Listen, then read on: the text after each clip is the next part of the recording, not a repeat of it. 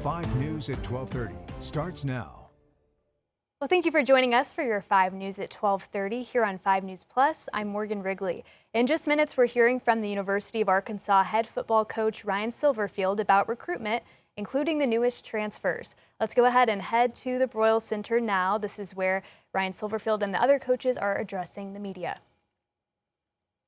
By so many. I want to give credit to the staff and the administration, everybody that's put in a lot of man hours to continue to get to this thing to where it is today.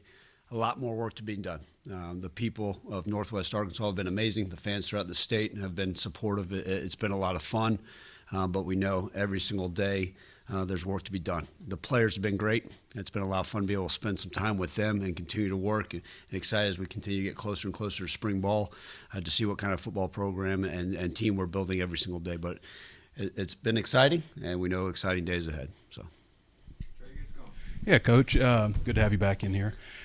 From the day you were hired to early signing day, hiring a staff, transfer portal, right into the contact period, what was it like when that dead period hit? I mean, where did your focus go to? Yeah, I mean, everybody always says, oh, now there's time off, time to relax. There's no such thing, not in college football, right? Maybe July 1st through the 5th, you maybe catch your breath, but it's you go into the dead period, it's been go, go, go, right? Literally, like you talked about with all the things went done, and now you're like, okay, wait a second, now we get to be around our current team, our current program. And that's what you love about everything. Listen, I appreciate everything that goes along with what college football is now and what January looks like, especially December, and then coming in new, and then what January looks like. But to be able to say, okay, now it's February, as much as we love recruiting and being off campus and having young men come see our campus and so many things to sell, it's now, okay, we get to be around our current team. We're still recruiting every single day. That's nonstop. But the ability to kind of, okay, start teaching our guys scheme, right? Being around our guys, go watch them lift, start to do some of the morning workouts with them. And I think that's where the true joy comes from. Get a feel for how these guys learn. And so we've been, day and night with that stuff now, and kind of just, okay, we're settled back. We got everybody home at home base and kind of get a feel for everything. But that's fun because you get a chance to see the guys' personalities, right? A lot of this recruiting, especially in the transfer portal area, and signing high school kids in 48 hours, you get to know them, but not really. And so now you're getting a feel for them, and whether it's breaking bread with them, watching them lift weights, teaching them, talking to them about academics, life things. But those things have been enjoyable as well. You've got a quarterback competition coming up. Probably the most difficult position to evaluate because you don't hit them live and all that kind of stuff. How do you see that starting? Obviously it started now, but how do you see that starting, and how do you see it finishing? And is there any concern that you don't have like a guy that's like a proven winner on the Power 4 level? Yeah, it's a great question. Listen, I think it's everybody always wants that proven guy that's played a lot of football. And we've got some guys that have played some football and some guys that have had success, but I think it is a wide open competition, and that started the minute they said that they're Razorbacks, right? From the film study to the work they're doing, right? They do a lot of things on their own, throwing with the wide receivers. Obviously, we can't be a part of that stuff. So that competition is a day in, day out thing, but working together. And ultimately, it's one of those things. I don't sit here and say, hey, by the spring game, we're going to announce a starter. I think truly and wholeheartedly. Now, if someone has separated themselves so much so, maybe that's a different story. But I believe this thing is going to go all the way through August. And that's not a bad thing. I've dealt with that before, at every level, right? Whether in the NFL, college, like, hey, really trying to get a feel for what it looks like. The good news is, even though none of them are overly, like you said, experienced, powerful quarterbacks, we've got great faith in what they're capable of doing. We believe they can all be legit Power 4 starters and the ability to win a lot of SEC football games. And so excited about who they are, what they're about, the way they're learning the scheme, the way they're going about their work. So quite excited about that room. The players who were retained haven't had big winning success here, and one of the goals you had was to put a winning attitude onto the team. How would you say things have gone in that regard so far? Yeah, we've talked about it even from the last press conference here, which was just over 2 months ago, about changing the mentality, right, and getting everybody to buy in. And coaches use the word culture all the time. It's a buzzword that they throw out, but what is it really? And I always told you guys this: like, the culture is the guys in the locker room. Right, and what we're doing every single day, and as coaches presenting and showing. But the players have had this great mindset of, listen, whatever happened in the past, everybody's got a clean slate. Okay, I don't care if you were a starter at another SEC school. I don't care where you coached last year or what it looked like.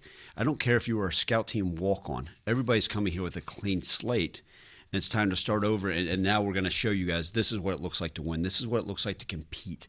This is what it looks like to be all in every single day and what we're all about. And the players, the ones that are returning, have bought into that. Because you talk to them, and again, I will always tell you guys this, like, I've got so much respect for everybody that came before me, whether they won or lost games, whether they coached, whether they played, everybody that was a part of this foundation prior to me getting here. A lot of respect for them. But the reality of it is we didn't win a lot of football games, and there's a reason I'm here. And the guys have bought in, like, this new sense of energy, this new sense of, hey, this culture that we are going to create day in, day out. It's been exciting. And they sit there and say, man, they got a lot of beliefs that we're going to get this thing turned around.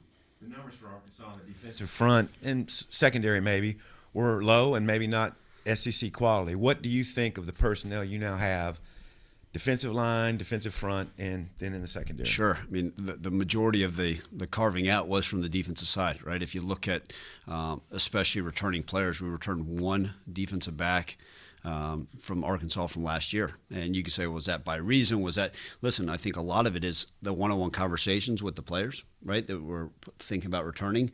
Guys that were saying, hey, I may go in the portal. Guys that were not sure if they were looking for greener pastures, more money, better playing time, whatever that may have been.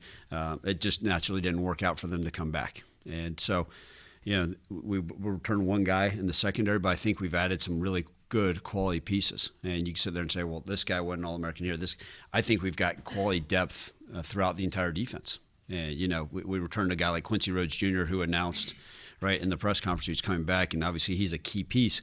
But then what do the rest of those pieces look like? And you may say, well, if they're not flashy names, that's okay, right? They're guys that have played some quality football. Guys, we got some young guys that you go back and you have to watch their high school tape and say, okay, hey, this guy, yeah, you're right. He's got some traits that I think can carry over. Maybe he's going to play a little bit more this year if he didn't play in the past.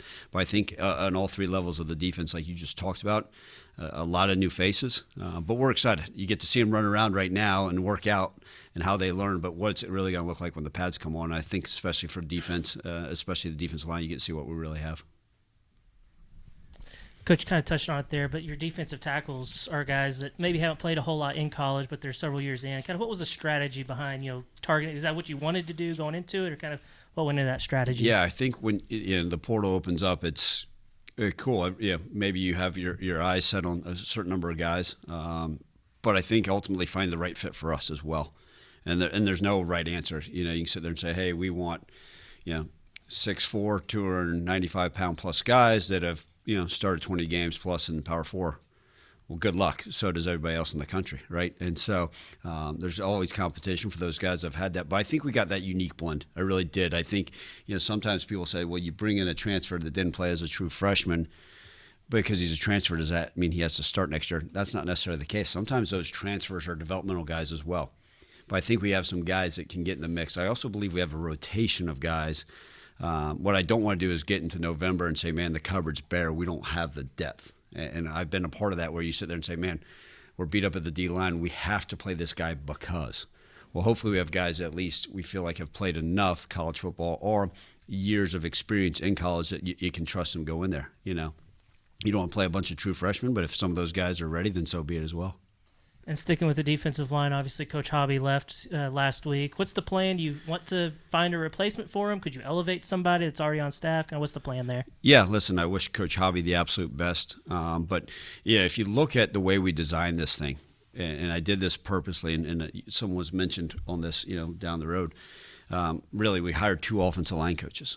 Right, we hired 2 defensive line coaches. Right, Kenji Cotton's a defensive line coach that I've got great faith in. He's a guy I actually had targeted as soon as I got this job. Right, pulled him from the NFL, a guy with great experience. So, you look at it, we still have a defensive line coach and have great faith in Coach Cotton, what he's able to do, and kind of really now just evaluating what makes the most sense for our program.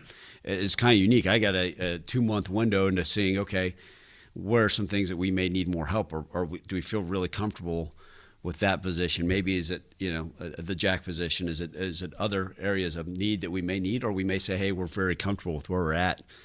For me, I want people that are dying to be here at Arkansas, that love what we're about. They're going to be bought into the way we do things. And if we stay status quo, so be it. I've been pleased with what Coach Cotton's been able to do in that room and feel very comfortable moving forward, and we'll see what that looks like. Yeah, whenever you are out of the office, I guess, how have you just been settling into Fayetteville and your new home these past few months? Yeah, first and foremost, I mentioned this in the press conference. Everybody had told me what a wonderful place this is. Until you truly get to experience it, really, I mean, it's phenomenal, right? I love living here. It's beautiful, and it always starts with the people. The people have been great, and I think one of the things I've tried to show is it's important to me to be around and about. There's not a whole lot of free time, right? Like there's not a lot of sleep. I got the young kids at home as well, so I'm not out on the golf courses. I'm not playing around much, but when I do, I want to be out in this great community. And, my wife has already found herself doing community service, right? She's already signed up to do as much as she can to give back to this great city, and she's so excited about that. I've found time to meet with some of these great donors. I try to get to as many basketball games as I can. I've been to a women's basketball game. I'm going to try to get to gymnastics. I'm excited for baseball season. All the great things that are occurring here have been great. But listen, the people of Northwest Arkansas have been phenomenal. I've already put on way too many pounds I want because of the great food here. I think I've tried about every restaurant in town, but it's been great. And again, it goes back to the wonderful people. It truly has. Given a lot of the player movement, I guess just how closely have you been working with the front office over the last 3 months? Yeah, we're very fortunate with the administration with what they've been able to do and the front office aspect of that. That was a lot of busy times, especially late December, early January, as we're piecing this thing together. What that looks like. So much of it was just the communication, the day-to-day, the phone calls. Our recruiting department, the guys, Crowley's, Scott Gaspers, those guys were constantly in communication with those things. Now, during the dead period, maybe has kind of slowed down. But I think okay, hey, as we go into later February, March, how do we continue to build that relationship and what that needs to look like moving forward? And how do we continue to make everything better? That's kind of been my challenge for, everybody that has something to do with our football program, whether it's academics, marketing, whatever that may look like, social media, like how do we continue to make this product better? And I think, and always going to start with me as a head coach to make this place so we can have more success on the field. Obviously, us in here, we haven't seen much of A.J. Hill, so I was wondering maybe A.J. and K.J., could you share how they're similar, how they're different? What are some of the key ways that might determine who is the quarterback one? Yeah, the AJs and the KJs, they like all the quarterbacks, they love football. And that was one of the things I think at that position, right? Ultimately, we want guys that love football in general. But the quarterback position, they have to be obsessed with it. They have to wake up thinking about being the quarterback of the Arkansas Razorbacks. They have to go to bed thinking about being the quarterback of the Razorbacks. And every decision they make throughout the day, hopefully it's for the betterment of our entire program. And both those young men, especially in all of our all of our quarterbacks, have that mindset of, okay, how do I make this place better? And what can I do, right? Is it another 2 hours of film study before I go to bed? Is it sending the coaches questions? Hey, on this play call, what are we thinking here? Is it maybe getting with the wide receivers and doing walkthroughs on their own on Saturdays? But they both love ball. They're both adamant about trying to improve themselves, learning, and finding different ways, whether it's with the offensive line coach to discuss protections. And then how are they different? I think we're finding some of the physical skill sets, right? Like we're getting to see him move around a little bit, right? Was able to obviously spend time with AJ last year and watch him in high school, and then KJ watching all his game film and practice film from last year. And now we get to put them in a little bit of physical movement to see how they move, what they may be better at, how they move for different things. So as we implement the offense, if it's one of those two as our quarterbacks, maybe there's different schemes that fit each one, but been quite pleased with the way they've both been working. You guys brought in a lot of linemen, offensive linemen, to the transfer portal and some returnees. Are there any guys right off the top that you feel like are going to cross-train between guard and tackle, or maybe a lot of guys? I mean, who comes to mind in that situation? Yeah, right now, just off the top of my head, we're trying. You always want to cross-train as much as you can.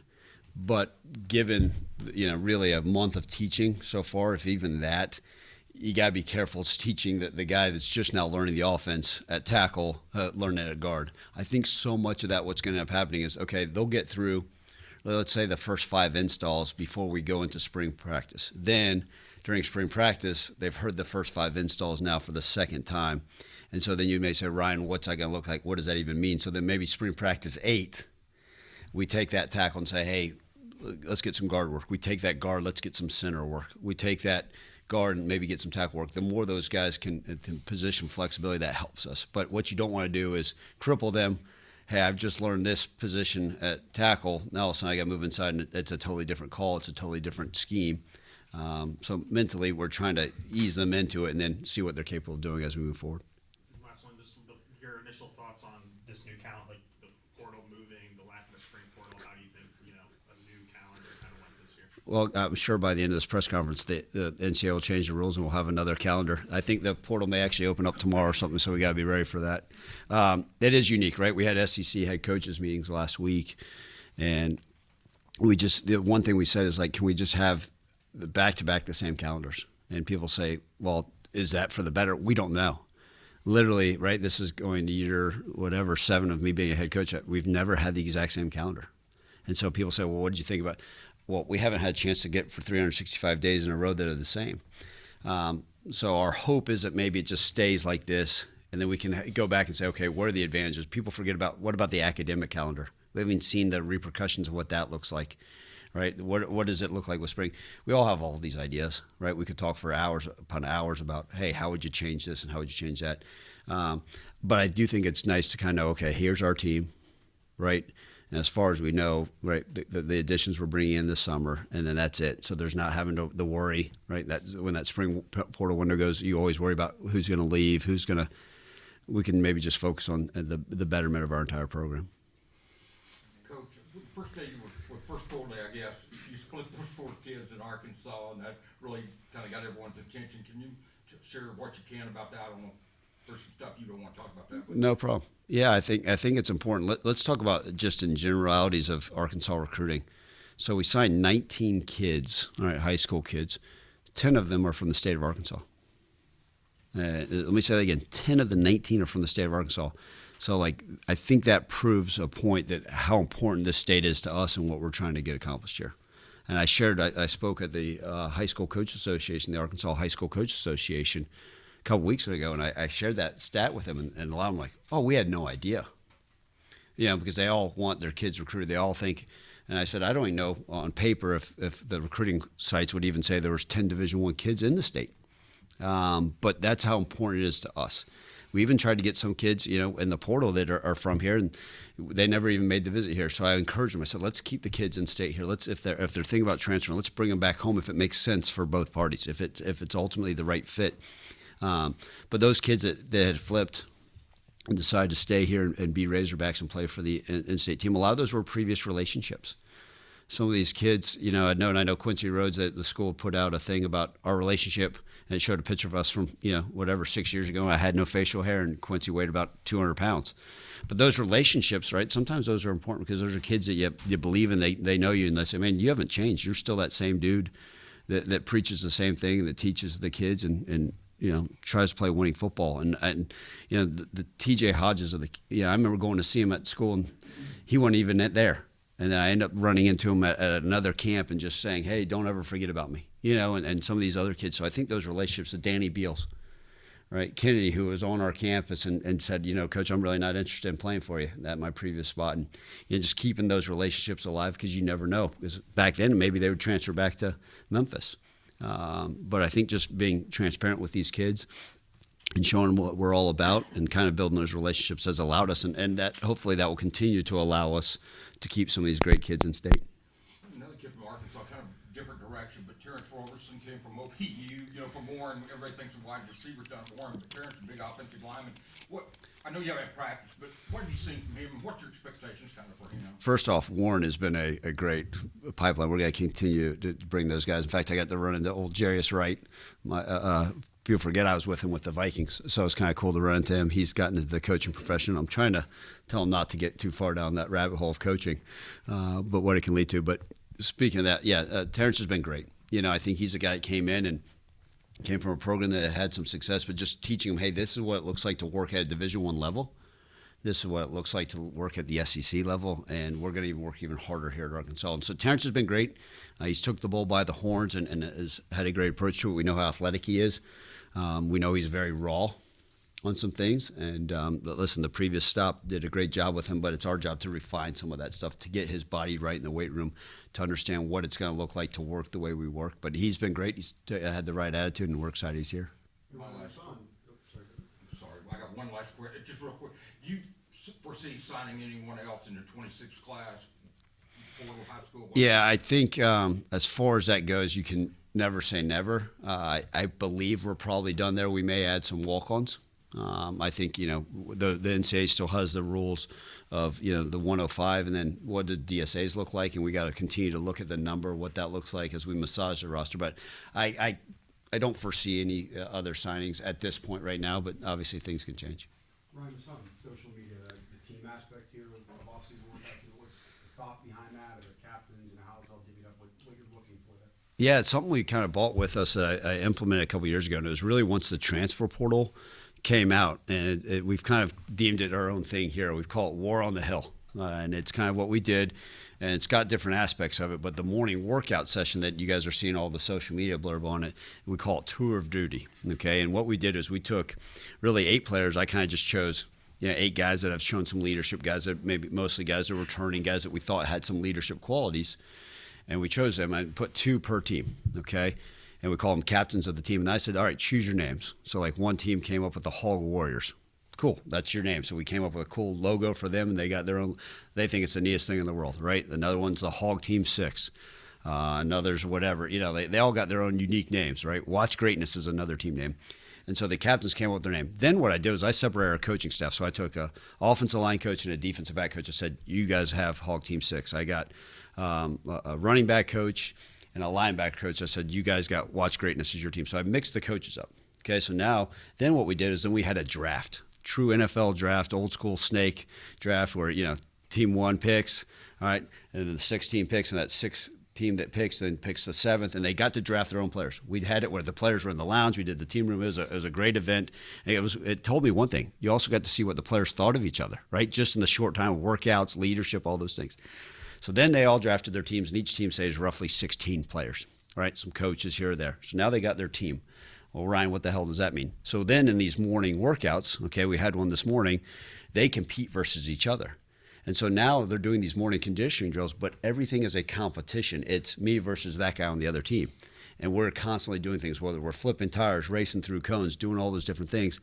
Everything is graded and rewarded. So the guys are working their tails off, but they're competing and having fun with it. So it's different than the old school, hey, let's just get on the line and run gassers. There's some similar thought to that, but now everything's a competition. And they get rewarded for points with that. And then you say, okay, well, that's cool, but what else do you do? So like today, we had a tug of war at the end of the day. Let those guys pull the rope, compete that way. We also implement different things. If they do community service, they get more points. I'm pretty proud to announce that last week, right, for the VA hospital, we delivered more cans than they've ever had delivered in a single day, over 1,200 cans delivered by the football program. Like, man, I'm proud of that. But guess what? The guys are also like, we got points for our team. So it's a win-win for everybody. No different. If a kid is late for study hall, that team gets docked points. A kid misses class, they get docked even more points.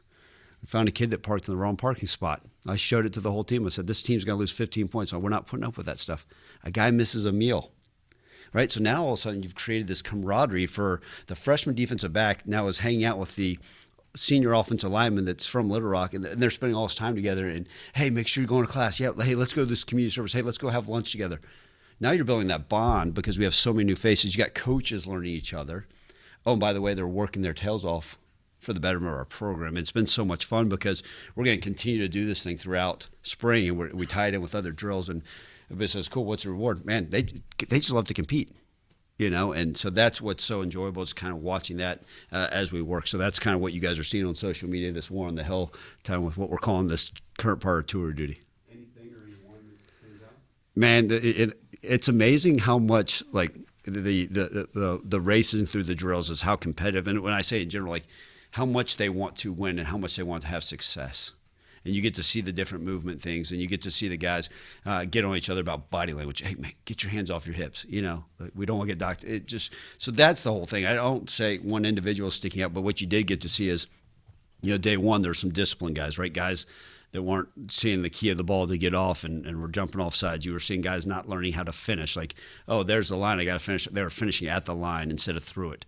And then every single time we get to implement it, if the line's there for them to finish, now they're almost hitting the back wall of the indoor, or if a guy starts to pretend like he's stretching, a guy goes, nah, stop that BS. Let's have better body language. So that's what's been so great to me is that's when people talk about culture, like the guys are starting to hold each other accountable, and that's been fun. Coach Signetti, Indiana, just won a national championship, a program not so dissimilar from this program. As a coach at this program, do you look at it, is there things that you can look at Indiana and say, man, we could do that. We're not doing that. Maybe we should do that. Yeah, listen, credit to obviously Coach Signetti and obviously Indiana and what he did. It's remarkable. Let's call it what it is. I will say this because everybody has asked me that. 135 other coaches are trying to do exactly what they're doing. I don't care if you're saying, well, they were similar to what we are. Notre Dame's trying to do exactly what Indiana did. Oregon, all the resources, right? Everybody's trying to do exactly what Indiana did. We all are. Hawaii, and so, but you learn from it, right? Like obviously they had some experience. He's a fantastic coach, and they hit on the right guys. He did a phenomenal job of earmarking the right guys. So I give them all the credit. We all, yes, right? Like we hope that on all these high school kids, we batted 1,000. We hope on all these transfers, we really hit. We hope in this quarterback competition that we got a dude. And so there's things you model, you look at, you try to learn from every program. I mean, right? Maybe it's stealing a play from them, right? Maybe it's looking at something they've done in the offseason. And I'd say this, every college program is constantly doing the same. Like, hey, is there something we can learn from what Wyoming was doing? And so that's part of it. But, yeah, we're going to constantly try to elevate ourselves. But someone said, hey, does that put more pressure on you? Nah, that's just the nature of it. I'm glad to see that it shows that everybody's capable of going out there and competing at the highest level. Great, Daniel. Hey, Coach, you brought in a lot of guys from the previous program, Memphis. I'm just curious how they're settling in. I know you talked about AJ Hill already, but kind of Sutton, Adcock, the other guys. Yeah, listen, it was funny because you look at some of these other coaches I know, like from the coaches from our conference, right? I guess, Morris brought in significantly more than we did, to Oklahoma State. Golish at Auburn brought in significantly more than we did. And so some people said, well, do you wish you brought in more? Listen, so many great players that came from Memphis and pleased with those guys that are here with us now. They're working well. One of the things I found is how well they're getting along with these other teammates, right? Like I'm glad they still hang out with each other some, but they just really have been invested not only in this community but their teammates as well, and they've done a great job. I'll say this: like Sutton Smith was the first. One of the teams drafted Sutton first in the deal, and they said, well, he's going to know the drills, right? He's going to understand what the accountability piece looks like and all that stuff. Jamari Hawkins, a lot of these guys. But it's been fun with some of those guys. You mentioned Matt Adcock. They've also bought into the special teams aspect of what we're trying to get done here. I know you guys will meet with Chad Lunsford later. Like they've been so excited to, okay, what can we learn on a special teams aspect? We can't forget that. And so it's been great watching those guys. They're hungry. They know they're not promised anything and the opportunity to come and compete and work their tails off. But they absolutely love living here. They love being a part of this culture, this community. And again, that's credit to you guys. That's credit to the fans. They've been so appreciative. You guys brought Tim Cramsey with you back over from Memphis. Does that maybe help with the install, just having those guys who are familiar with the system? To an extent, for sure. I think there's, if I'm one of those young men, right, I'm 22 years old and I'm going maybe into my last year of college football. Who knows what the last year of college football looks like anymore, right? But presumably the last year of college football for these guys, there's comfort in knowing, hey, I understand this offensive scheme. I understand the way that Coach Silverfield's going to work. I understand the way Cramsey's going to run meetings and practice at a certain aspect. So the familiarity with that is not just in the playbook itself and the X's and O's, but also the day-to-day, what that looks like. And hopefully that means they appreciate the way we did things and they're excited to be a part of it moving forward. But certainly, they feel comfortable with it. It allows them, AJ has been talking to KJ about some different reads and going through those things, right? Jamari Hawkins is taking some of those receivers, not just the freshmen, but some of those other guys that may be saying and taking, CJ Brown saying, hey, on this route, we want to get one more step here because of this, and this is why. And so that's been fun to see. Last one, Armando. Hey, Coach. Matt here. Speaking of the offseason, there's been a handful of programs across the country that kind of went away from the spring game format. Just what went into your thought process of having that spring game this offseason?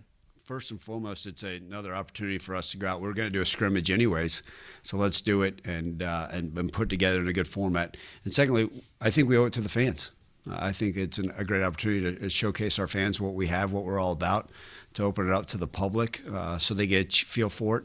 Is it going to be a 4-hour true game? No, but we are going to have a game format. We are going to go do a true scrimmage. And maybe we have teams on there and you get to see guys on different deals and competing. But I think more than anything, when I first thought about it, it's another opportunity for us to compete against each other, to see what we have. It's another great opportunity, great way to teach in a different atmosphere, go into our stadium, and then I think we owe it to our fans. I think our fans deserve to see what we've been working on, kind of get to know some of these new names, these new faces, as they're scrambling through the program, looking at jersey numbers and putting faces with these names. But I think it's a great opportunity, and unless the rules change in the foreseeable future, I think it makes a lot of sense to do it. Coach, appreciate you. Thank you, guys.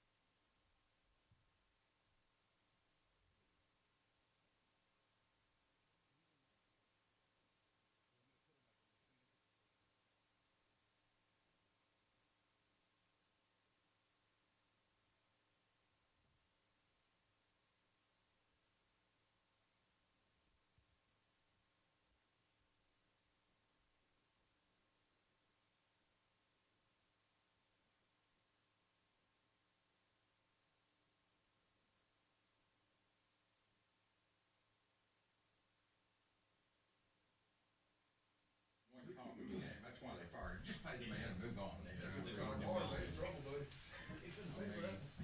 18 million.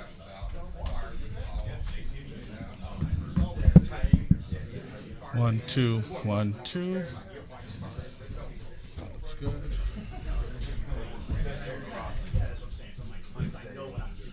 One, two.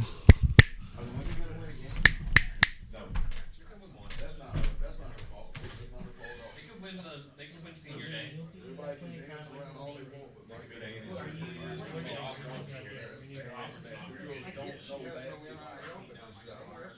I don't mean the other schools, but do the other SEC schools? when they dropped Barry, he got 200,000.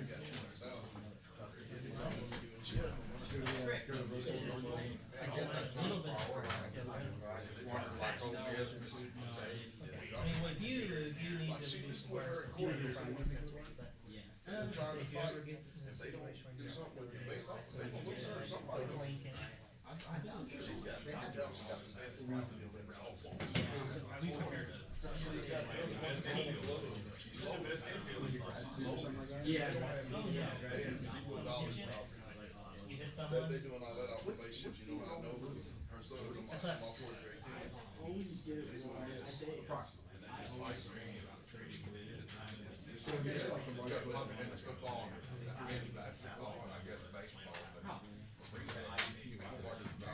Women's basketball, just wondering, I'm sure LSU, well, South Carolina, yeah. South Carolina and LSU, I would have never.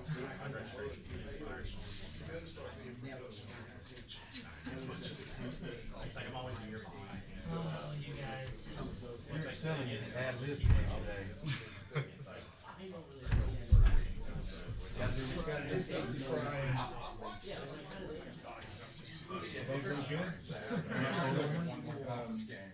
You won the side round. And they're all for the same.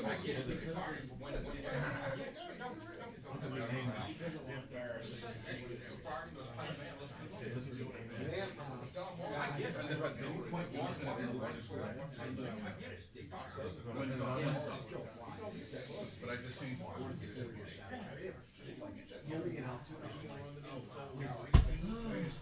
Was the guy from Fort Smith still on? Full sale this school. Maybe. I thought it was in gonna get back to you guys. Smart thinking. I had the Mikey Gaines. I'm gonna get my second round before Trey Tom. You know what?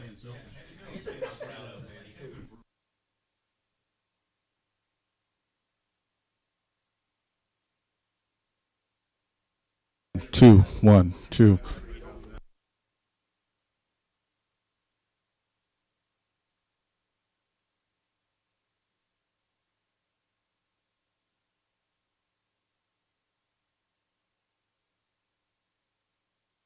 Two, 1. Okay.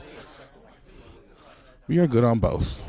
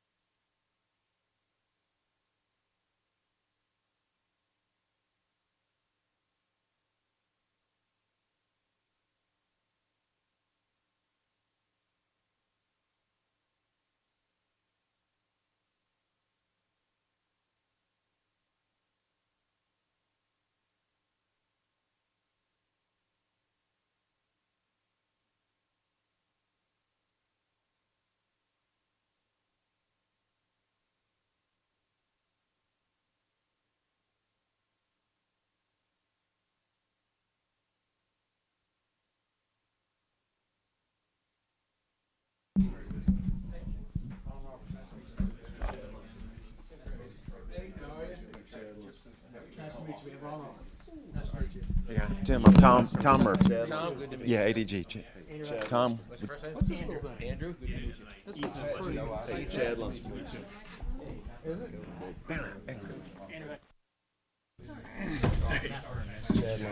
Hey, Ron Roberts, nice to meet you guys, man. Nice to meet you. Nice to meet you, Matt. John, nice to meet you.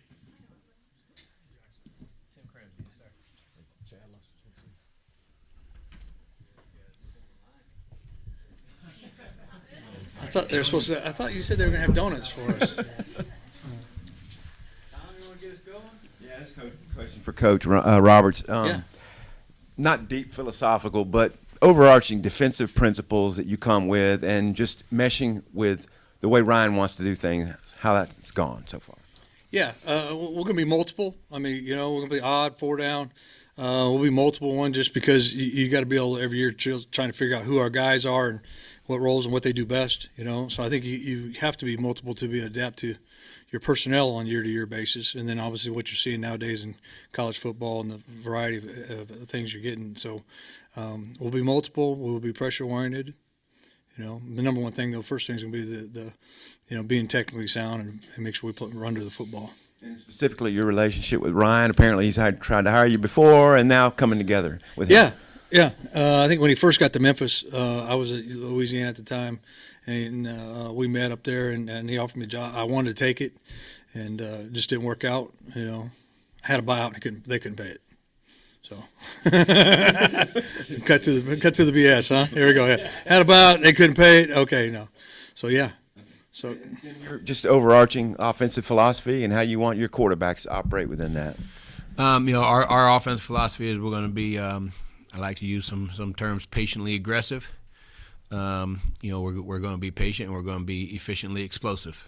Okay, so that is kind of our philosophy on the offensive side of the ball. We got to be great in situational football. We got to be great in third downs. We got to score touchdowns in the red zone. Most important, we got to own the football. We got to hold on to the football with that type of philosophy. And as far as our quarterback, we put a lot in the system on the quarterback. He has to be able to do a lot. He has to be able to put us in the right situations. I give the quarterback a lot of freedom as far as I use terms like tool belts as to what he can get to in certain situations against certain looks. So we put a lot on the quarterback as far as production, as far as skill set, but most importantly as far as the mental side of the game and making sure that we are in the right play at the right time. Coach Roberts, how big was it to keep Quincy Rhodes for another season? Well, it's huge. Obviously he's an impact player in the SEC, and obviously he's going to be somewhere in the first 2 days of the draft. So those type of players are, good to inherit. Nice to inherit when you walk in the door and you got one. So I'm excited about the work he's been putting in so far and excited to get on the field and obviously get a chance to coach him. Coach Ramsey, can you talk about the running back room? I know you signed 2 or 3 from the portal. You got the high school player, plus Braylon Russell and a couple other freshmen came back. Can you talk about the running back room? Yeah, we have a good mix in the running back room right now. Some big bodies that can get some tough physical yards, and then we got a couple guys. We brought Sutton Smith over from Memphis. We got some young guys in Baton, young guys in TJ who can play a lot of positions for us, play a lot of roles for us. So when you really get into the offense, you're coached by a certain human being. So you're coached by the running back coach, but we have the ability to put you in the slot. We have the ability to put you as number one receiver. We have the ability to move you around. And that's a big part of this spring, finding out exactly what guys can do, where we can place them so we can mess with the personnel and mess with the defense coordinator. Coach Lunsford, what are you looking for, I guess, in guys for special teams, and particularly with the return men, anybody that you identified to compete in those spots? Well, first off, our identity on special teams, we want to be disciplined, we want to be tough, and we want to attack. And I think that's the big thing that we've been trying to preach that message to our guys as a whole, because it's going to take our whole team. Obviously, our special teams directly helps the offense and defense, and so we want to do a great job of and it doesn't there's going to be a whole lot of different levels of talent on the football team, but everybody can be disciplined and everybody can be tough and everybody can attack, and so we want to do that. As far as the return game goes, we've got right now, we've been able to watch a few guys and really, one, study their film, but also, two, just see what kind of traits they have and all that. But excited about some of the guys that we've got on the team. A guy that has really stood out is Sutton Smith, being able to do punt returns and kick returns. Hawkins, he's another guy that's coming over from Memphis that shows natural ability at both as well. Baton, I think Batton's a guy, that was here at Arkansas that I think, could be a guy that could really help in both areas of kickoff return and punt return. So excited about those 3 guys. Coach Roberts, I don't want to attribute Delta State Mafia to E.K. Franks, but I think he used to call it that. E.K. used to be here. Yep. But back then you're kind of innovating and coming up with that tight front defense. How have you adapted and changed that as, I guess, we've seen more gap schemes and stuff? How have you kind of evolved your defense? I think it's every year, Obviously, we try to adapt it every year, really to whatever we're seeing. What's the conference look like, who the opponents, who the guys you have to beat, who the guys that are the best offenses in the conference, and it's really off of that. So we kind of tweak it every year, basically, like who we're seeing and what we're playing and what things we're going to have in our toolbox to go compete. And Coach Ramsey, I asked Coach Silverfield about the quarterback battle that's obviously starting now.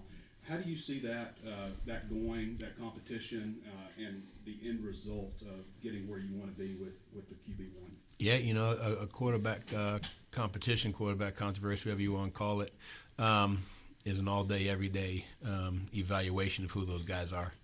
what they do in the meeting room, what they do in the classroom, eventually what they do on the spring football field, summertime, what they're doing in our morning workouts. So that competition is going to be going on for a long time. We won't have an answer till middle of fall camp, or really maybe as we approach closer to the first game. Because we're going to let those guys have good days. We're going to let them have bad days. We're going to see how they react.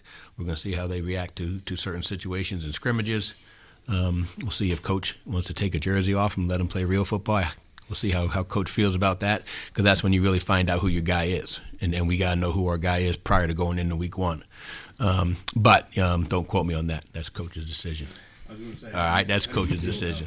To me, that's the way you kind of get a feel for who is really going to be able to do it. You get that false sense of security sometimes in a jersey, a different color jersey. When that defensive end comes around the edge, can actually put a shot on you, man, then if you can be cool in the pocket, if you can handle that type of pressure.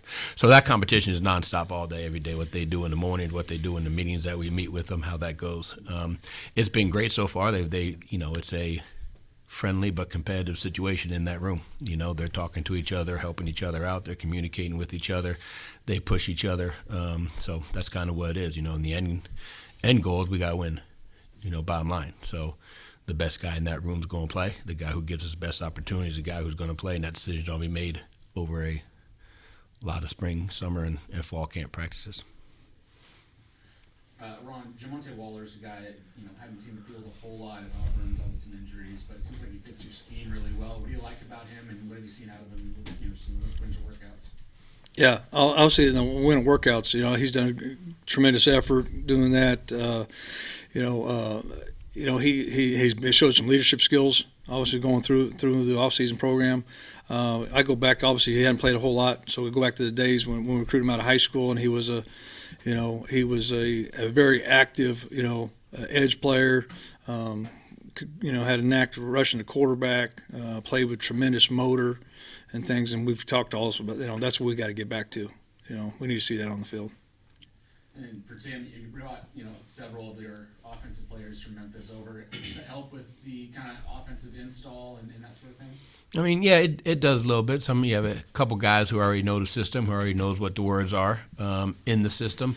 It helps me a little bit because a couple guys I already know their skills, so I know what they can do. To me, that's going to be the biggest thing this spring. Yeah, it's a developmental spring. Yeah, it's an install spring as always. Okay, but this is also a big fact finding. I can probably speak for these guys as is. It's a fact finding spring as to what our guys can do and what who can do what. And we talked about the quarterback controversy, but really everybody's going in with a blank slate. Everybody's going in with a opportunity to play, an opportunity whatever happened to them at Arkansas last year, whatever happened to them at the other places they've been at. It's a blank slate. It's erased. Day one of practice, we'll find out who's who and what they can do and what we can do with them. And that's kind of where the scheme comes in. We have a certain scheme we like in the offense, but that scheme is dependent upon what we can do. I always say I don't expect my players to match my scheme. I expect my scheme to match my players, and once we find out what they can do, then that's who we're going to be. Tim, obviously a lot of the focus at the quarterback spot has been AJ and KJ, but you also brought in Braden Fuller, a guy that's played a lot at the Division II level. Just when you look at a guy like that, as you're trying to figure out if you want to bring him in, kind of what does he do that thinks you could translate to the SEC level? Yeah, I'm anxious to see him go live not live, excuse me. I'm anxious to see him go in spring ball. I'm anxious to see him do it because we brought him in because we had a need in that room. We are very talented in the young quarterback room, and I hate that term because young quarterback is an excuse to make a mistake, and we can't afford to make mistakes at that spot. But one thing, no matter how long I do it, I won't be able to coach is experience.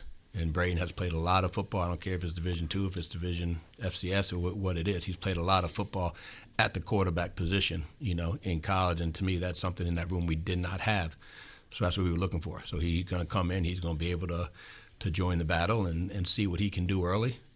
He's been great in there with, working with the other guys too and talking to them and coaching them up and everything. Like I said, it's a really friendly competition that's going on right now. I know deep down inside what they're feeling, but I also know how they're handling each other and how they're communicating with each other. Coach Lunsford, how do you feel about the kicking game? You talked about the returners earlier, but just how do you brought a couple in brought in a couple of kickers. How do you feel about that group as a whole? I feel really good about the room. I think there's a lot of great competition going on there. We brought in Max Gilbert, who's kicked a lot in college, and he has a lot of talent. Really love the skill set he brings, but also love the mental focus that he brings as well. He's been very impressive in that. And then at the snapper situation, because obviously we lost a senior snapper from last year from here, and then the senior punter. The snapping situation, Adam Johnston coming in from Sacramento State, I think he has a chance to be really, really good. He has a lot of speed on the ball, and he has a lot of those skill sets that you look for in a long snapper to really make your operation great. So excited about him, and I know there's a big competition with him and Max Smidley as well. And then being able to bring in like a Braden McAllister, who has hit some long field goals in his career, but mainly has been a kickoff guy. It changes the game when you get a guy that can kick it through the back of the end zone on kickoff. So that's been really good for us as well. So I like the room. I think there's a lot of competition in the room, and obviously when there's competition, that makes you better. This is for Coach Cransey. Just we spent a lot of time today on the quarterback battle, but having Clint Trickett on the staff, just what's your excitement with having him alongside you, to walk through that? Yeah, I have history with him. He's done a great job. He's played the position, and to me that's always the biggest thing when you talk to coaches. Have they played? Have they stood there in that pocket? Have they felt what those kids have felt? It's no different than Marcus Johnson playing offensive line. He can coach those guys better than, I don't care how long I study offensive line play. I will never be able to coach as well as Marcus Johnson because he's done it. He's been there. He's played that position. So when you look for coaches across the board, you look for guys who have played that position, who can communicate with kids and can maximize their skill set and get the best out of them. And there's a lot of guys on staff who can do that for us. And last one I'll ask you is just Coach Silverfield, when he was introduced, said that Arkansas has had obviously some turnover problems in like turning the ball over. He said it has to be implemented, immediately. This mentality that maybe that translates over to turnovers and late in games. How have you seen maybe the mentality with some guys change, the returners, since you all have been here? Yeah, well, I'm going to tell you right now, you're holding that microphone kind of loose. You might want to hold on to that microphone a little bit harder. I'm gonna knock it out. That's our philosophy. It's a lifestyle. It's not something you do every now and then. It's not something you pick up. It's not something you try out. When you're walking, I know it's a coach's statement. When you're walking with a book, you hold on to that son of a gun tight. When you have a football in your hands, we haven't had a lot of opportunities to do it with rules, but they're holding it the right way. We teach them how to hold it. We teach the offensive linemen how to hold the ball. We've had a 15, 20-minute meeting on ball security and when we can reach the ball out to score, when we cannot. What is poor ball security? What is great ball security? Okay? We show stats at every single game you play. The team that has a higher turnover margin has a much better chance of winning. So we preach it, we live it. It's on the walls, OTB. We'll get the whole community starting to say OTB and TTB. And to me, that it's a lifestyle you do. It's something we talk about all the time, and that's how you become better at it. Yeah, for all three of you, I guess, have you guys just been settling into Fayetteville these past few months? Well, I can say that the trip from the apartment to the office is kind of cool. That's about what we know right now. My family, and I'll go, but my family's still back in Tennessee. They were out this weekend. When I say we, she's doing the house hunting and whatnot. So, but Fayetteville's been great. The people have been great. The passion for football here, the passion for athletics here is second to none. So, we're excited to be out here as a family. Excited to be out here as a coach. Luckily, I was able to get my family to come out this weekend. They're still in Alabama right now, but I'm going to finish up school and then get here toward the end of school. But we actually were able to get out and explore a little bit this past weekend. And the time I've been here, man, just great hospitality. I mean, great people. You obviously see the passion for Arkansas football. And, just a great community. It really has a great family feel, a lot to do. So excited about that and excited about getting my family here so they can experience it as well. I'm still in an apartment, so I don't know. No, my wife's not here yet, but heck, last weekend was the first time we had a day off since we've been here. So I did walk down downtown square, and I got to walk around Fayetteville Lake this weekend, so it was nice. And Chad, I think for you, you were just a opposing coordinator in this stadium not too long ago. What were your impressions of Arkansas special teams unit a season ago? Well, I tell you, they were when we were breaking them down, getting ready to play. I mean, I thought it was a very talented group, and it was one of those games where both sides needed a win, and so every play was pivotal. And when it comes to special teams, it's about a one-shot mentality because you only get one play. And so watching Arkansas last year and breaking them down, and I just thought they were had a lot of talented guys that played really hard on special teams. And now that we've been here for a little while, with the roster that we currently have, I see a lot of guys that are really bought into it, and really want to do a great job on special teams. We have a lot of guys constantly every day reaching out, hey, Coach, can we meet some? Can we talk some? Can we, so there's a lot of excitement about special teams. So obviously there's already been something here in place that got people fired up about special teams, and then also some of the guys that we brought in. So really looking forward to working with these guys. Tim, Coach Silverfield has shared that you had maybe some opportunities to, bigger jobs while you guys are at Memphis, and you were pretty adamant and wanting to be loyal to him. I'm just curious, what about him makes that brings about that loyalty from you? I've been in the business a long time, and what I learned in the business is you want to be around good human beings. Coaching football really isn't that difficult when you really break down the X's and O's. Okay, you want to be around good human beings. You're around people who believe in the same stuff you believe in. So as a head coach, he has his culture, he has his standards, he has his beliefs as a head coach. As an assistant coach, no matter who you're with, you better see eye to eye with the head coach, or you're gonna be looking for a job pretty quick. But it's a lot easier to see eye to eye with the head coach when his beliefs and his standards of what he believes a football program should be, or what he believes and it takes to win in a football program, match my beliefs. So when opportunities come across your desk, me and my wife learned a long time ago that happiness is worth a lot of zeros. And when you're around good people and you're around good human beings, and you're winning, stay put and build some stability in your family and stay with good people. Ron, just curious, you've been doing this a long time. What is the identity of a successful Ron Roberts defense? When you have a defense that is really good in a certain year, what do you think is there one identity maybe that sticks out in your mind? Yeah, there's a couple of things. We try to break it down as when you watch us play, what should you see? You want to be able to see that we're technically sound, we're fundamentally sound. We're going to line up the formation, all that, the general things in football. We're going to line up things right. We're going to defensive formation properly and leverage it. And then I talk about two things. This is you should be able to see us, so we're going to play with passion. Our kids should play extremely hard. You should be able to see it in the way we play, that we love the football game. You know what I mean? And love each other and respect each other by the performance that we put on the football field. You should be able to see that in the tape and how well we pursue the football. And we're going to create havoc. I mean, that's it. You look for defense is built most time nowadays. It's creating negative plays, creating the turnovers, getting the ball back for your offense as soon as you can. And then, how does that look, especially getting it done? Well, it can look different ways because every time you face an opponent, you're always talking about what do you got to do to win the game, And it's not always just clear cut and dry. It's not always, hey, stop the run, defend the pass. No, it's not. If those guys are all running 400 meters and takes them about 8 seconds to run about 80 yards, sometimes you got to stop the pass and and hold on a run. So I don't give a credit what it is. We're going to find a way to make them throw left-handed and do the thing and take away what they do best. Coach, the jack position, I was curious, what characteristics you're looking for in that position. Is it just a straight pass rusher? And we talked about Jamonte Waller. I assume he's playing there, and Steven Souls. Yep. I would assume Charlie Collins. Yep. I don't know, it's Ken Talley or not Ken Talley, but Sellers. Trent Sellers. Yep. Who You else? got 'em.